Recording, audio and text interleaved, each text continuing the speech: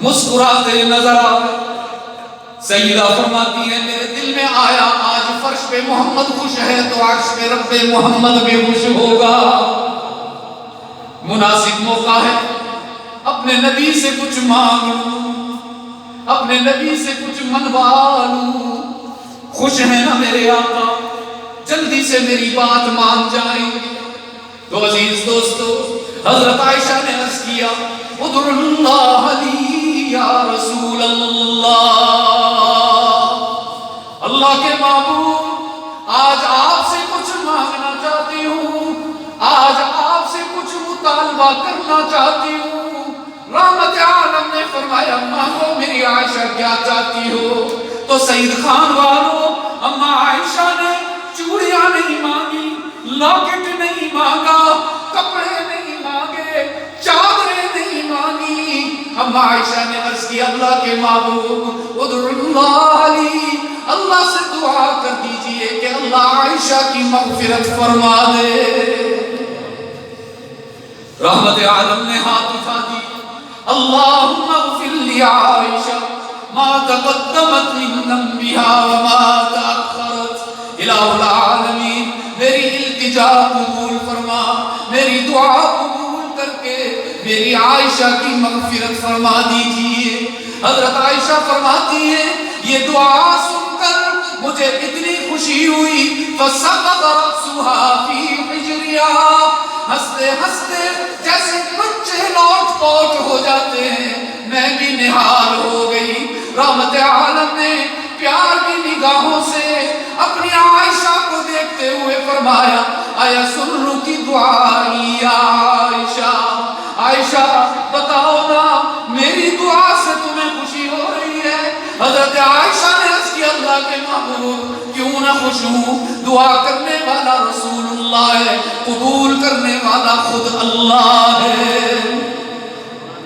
تو سید خان والوں، جس نبی کو آج ہم نے اپنی زندگی سے نکالا ہو، نہ ہماری خوشیوں میں ہمارے نبی کی سنت، نہ ہماری شادیوں میں ہمارے نبی کے طریقے، نہ ہماری تعزیت میں ہمارے نبی کی سنت، نہ ہمارے جنازوں میں، نہ ہماری تدفین میں، نہ ہماری تجارت میں، نہ ہماری معیشت میں، نہ ہماری زراعت میں، کہیں بھی رحمت عالم کی سنت نظر نہیں آتی۔ لیکن دیکھو نا اس موقع پر رحمت عالم نے کیا فرمایا، سرکار تو عالم صلی اللہ علیہ وسلم نے فرمایا پیاری عائشہ واللہ انہا لدعوتی لامتی فی کل الصلاة، تو نے جو دعا مجھ سے کہلوا کے کروائی ہے مجھے اپنے اللہ کی قسم ہے اپنی ہر نماز میں امت کے لیے اللہ سے یہی دعا کرتا ہوں۔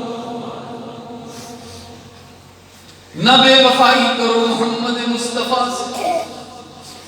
ہم لوگ تو بڑا فخر کرتے ہیں ہم جیسا وفادار کوئی نہیں عزیز دوستو، ہم تو وفا میں جان دینے کے قائل ہیں، ہم تو دوستی نبھانے کے قائل ہیں، ہم تو دشمنوں کے خلاف دوستوں کا ساتھ دینے کے قائل ہیں۔ کیسے وفادار ہو، محمد سے ہی بے وفائی کر بیٹھے، اسی کی لائی ہوئی نماز کو چھوڑ دی، اسی کے لائے ہوئے قرآن کو چھوڑ دی، اسی کی لائی ہوئی شریعت کو چھوڑ دیا، تو پھر عزت کہاں ملے گی؟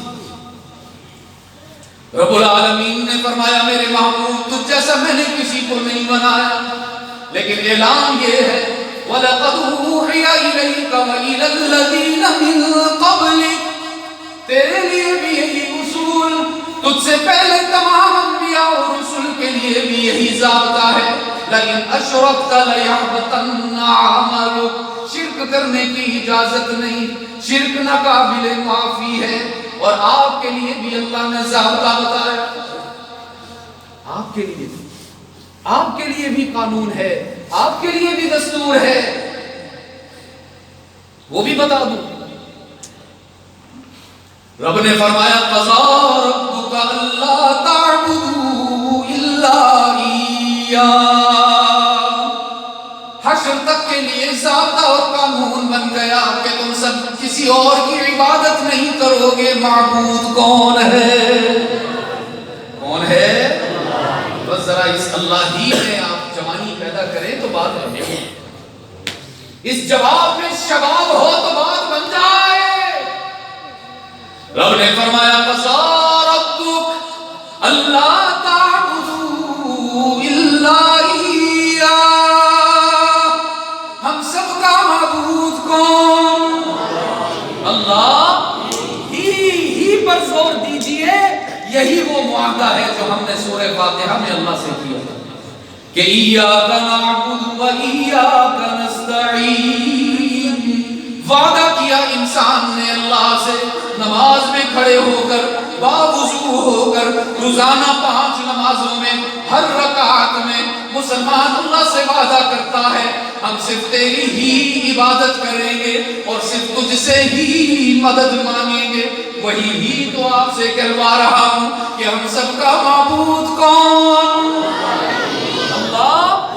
ہم سب کا مسجود کون؟ علام الغیوب کون؟ کارساز و دستگیر کون؟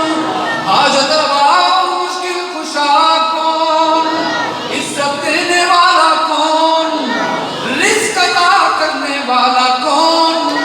رب کعبہ کی قسم ہمیں کھیت سے رزق نہیں ملتا, ہمیں دکان سے رزق نہیں ملتا, ہمیں تجارت سے رزق نہیں ملتا.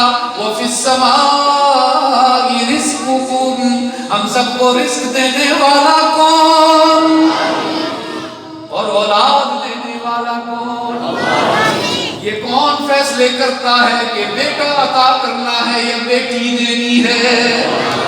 تو عزیز دوستو تمہارے عقیدے کو کیا ہو گیا؟ گھر میں بیٹا پیدا ہو تو خوشیاں مناتے ہو, بیٹی پیدا ہو تو طلاق کے کاغذ تیار کرواتے. کیوں ہمارا عقیدہ خراب ہو گیا؟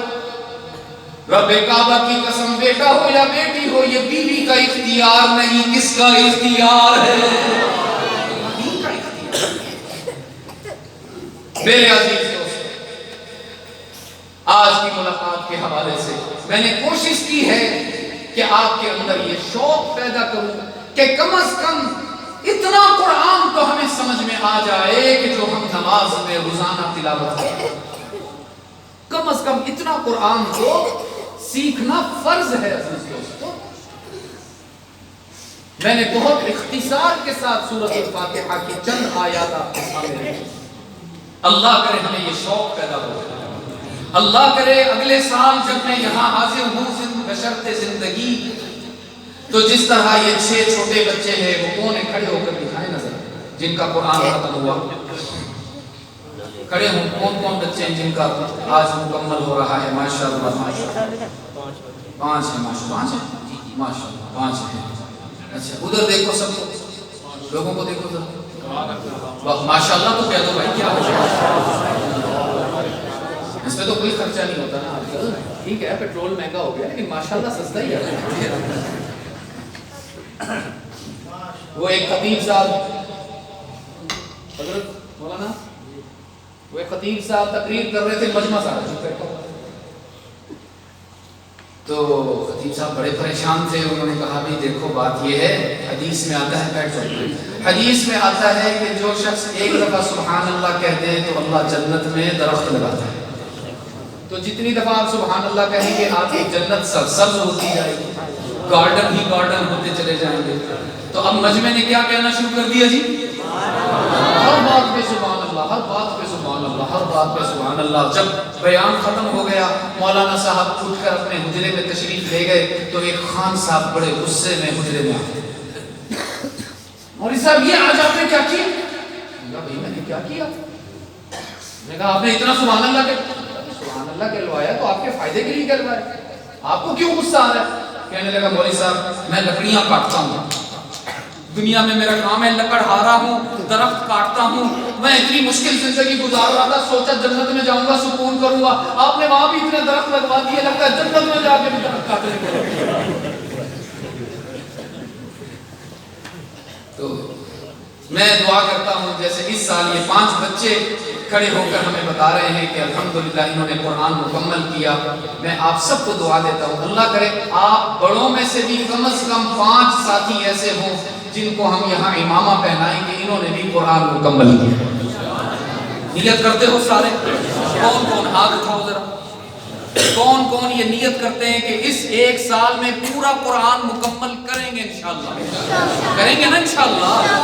کوئی مشکل نہیں ہے. 30 پارے ہیں, ان کو آپ ڈیوائیڈ کر دیں 365 دنوں پر, تو میرا خیال ہے مشکل سے 2 صفحے بنیں گے روزانہ کے. ان 2 صفحوں کو آپ ڈیوائیڈ کر دیں 2 پر. ایک صفحہ صبح پڑھیں, ایک شام پڑھیں. اگلے سال اپنے ہاتھوں سے آپ کے سر پر دستار بھی باندھوں گا, اپنی جیب سے آپ کو انعام بھی دوں گا. ٹھیک ہے جی, بولیے دین والے کاٹوں میں کریں گے نا کوشش انشاءاللہ. اللہ آپ سب کو سلامت رکھے, اللہ ہماری اس حاضری کو قبول فرمائے. آپ کے ہاں الحمدللہ جماعتیں آئی ہوئی ہیں. یہ جتنی ہم نے باتیں سنی ہیں عزیز دوستو, اس سے ہمارا ایمان الحمدللہ اوپر آیا ہے, شوق پیدا ہوا ہے عمل کا. چنانچہ آپ سب حضرات نے ہاتھ اٹھا کر اس شوق کا اظہار بھی کیا ہے. اب اس شوق کا تسلسل مطلوب ہے, ورنہ ابھی جائیں گے گھر تو ٹاک شو لگا ہوگا, کوئی پنچایت بیٹھی ہوئی ہوگی, کوئی مسئلہ ہوگا, سوئیں گے صبح اٹھیں گے سب بھول جائے گا. اب یہ سبق یاد رکھنا ہے, اس پر عمل کرنا ہے, اس کے لیے جماعت کے ساتھ وقت 3 دن لگائیں, 10 دن لگائیں, چلہ لگائیں, 4 مہینے لگائیں. یہ جو آپ کا بھائی آپ کے سامنے بیٹھا ہے, فخر اور تکبر کے طور پہ نہیں کہہ رہا, ترغیب کے طور پر کہہ رہا ہوں کہ یہ بھی اس جماعت میں سال لگا کے بیٹھا. تو بھائی ہم بولتی اگر سال لگا سکتے ہیں تو آپ بھائی 3 دن کیوں نہیں لگا سکتے؟ کوشش کریں گے نا انشاءاللہ. کون کون ارادہ کرتے ہیں کہ ہم انشاءاللہ 3 دن لگائیں گے اللہ کے راستے میں؟ کھڑے ہو کر دکھائیں نا, کیا ہو گیا, کھڑے ہو کر دکھائیں. صرف ہاتھ اٹھانے سے نہیں بات بنے گی. ماشاءاللہ ماشاءاللہ سبحان اللہ. اللہ قبول فرمائے, اللہ آپ کو عزتیں عطا فرمائے, اللہ آپ کی برکت سے سارے عالم میں دین زندہ فرمائے. اور بھی کھڑے ہو جائے, کوئی بیٹھا نہ رہے, کوئی ہتھکڑی نہیں لگا رہے, نام نہیں لکھ رہے, بس کھڑے ہو کے اللہ کو دکھا دیں اے اللہ ہمارا شوق ہے تیرے دین کے لیے ہم جائیں گے. باقی جائے گا وہی جس کو اللہ لے کے جائے گا, یہ اللہ کا راستہ ہے. اللہ سب کو سلامت رکھے. 13, 14, 15 فروری کو سانگڑ میں اجتماع ہے. سانگڑ کتنا دور ہے پتہ ہے آپ کو؟ ویزا دے کے جانا پڑتا ہے نا, ویزا لینا پڑتا ہے, ہاں جہاز پہ جانا پڑتا ہے. دیکھو تو اللہ کے بندو کتنا ٹائم لگے گا یہاں سے؟ صرف 2 سے 3 گھنٹے لگیں گے. تو سب کوشش کریں گے نا انشاءاللہ. اللہ رکھ کے بیٹھ جائیں. اب ہم بچوں کو ذرا وہ دستار بندی ہوگی پھر انشاءاللہ. اللہ آپ سب کو سلامت رکھے.